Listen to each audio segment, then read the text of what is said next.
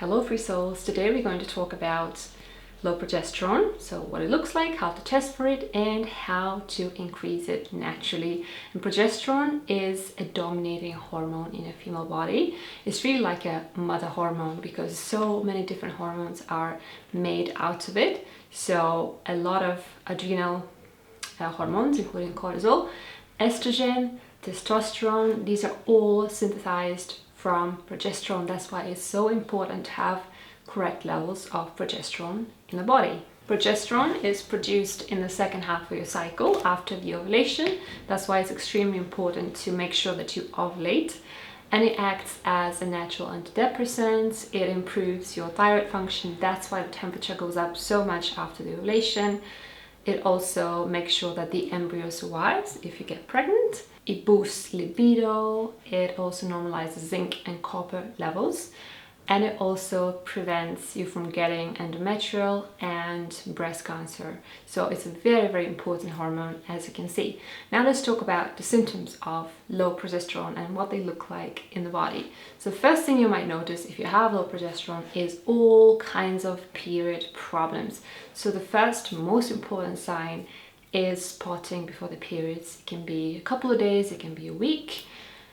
Also spotting non-stop, so basically when your period never even stops for weeks or even months, that's a very clear sign of low progesterone. Also heavy periods, clotting, lots of cramping, all of these could be a sign of low progesterone as well. Another sign is a faulty luteal phase. The luteal phase is between ovulation and the first day of your period, and normally it should be between 12 and 14 days in a healthy woman. But if it's any shorter than 12 days, it's considered a faulty luteal phase, and it makes it very difficult to conceive a baby. And that's a very clear sign of low progesterone. Also all kinds of emotional problems, especially depression and very high anxiety, because progesterone is very calming. Hot flashes, low libido, sore throat and burning throat, which by the way is one of the main menopause symptoms. Cysts in the breast or swollen and tender breast, especially around your PMS time. Also dry skin and hair loss, which by the way explains why women grow incredibly healthy and thick hair during pregnancy. That's because progesterone is so high during pregnancy. And that also explains that crazy postpartum hair loss that happens after the baby's born.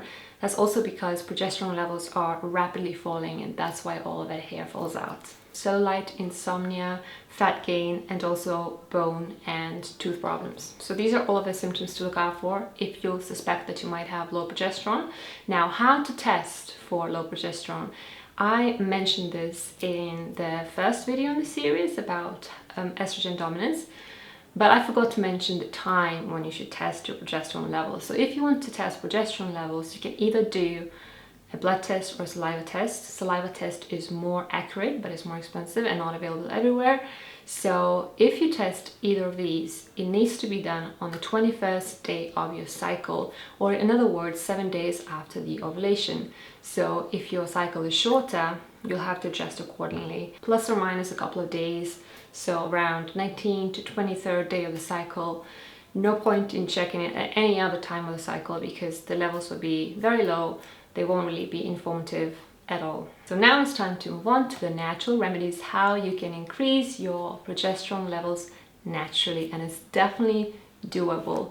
So the first thing is a herb called Vita or chasteberry. I actually have it here and I'm taking it right now. So Vita is great because it promotes the production of progesterone. It kind of works on your brain, on the signals from your brain, and it's amazing. It's slow acting, so it might take up to 6 months to make a real difference, but it's so worth it because pretty much from the first cycle you will already see results. Of course, it's not a panacea, it's not going to work for absolutely every woman, but it's definitely one of the main remedies to try, and it does wonders. The next thing that might help is maca root.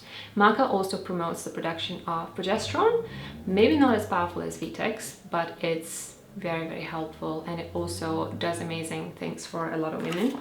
So you can use either maca powder or buy it in capsules if you can't stand the taste like me. I honestly think that it's disgusting. There are a few nutrients that are precursors to the production of progesterone, so they're very important. The two most important ones are magnesium and vitamin B6.